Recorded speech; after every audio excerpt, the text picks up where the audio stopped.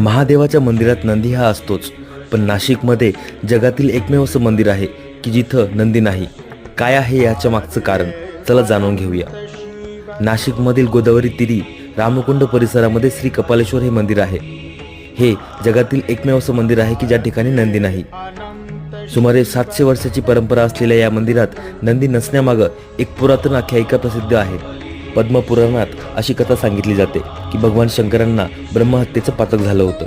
ते त्रिखंडात फिरले आणि त्याचं प्रायश्चित्त त्यांना काही सापडेना.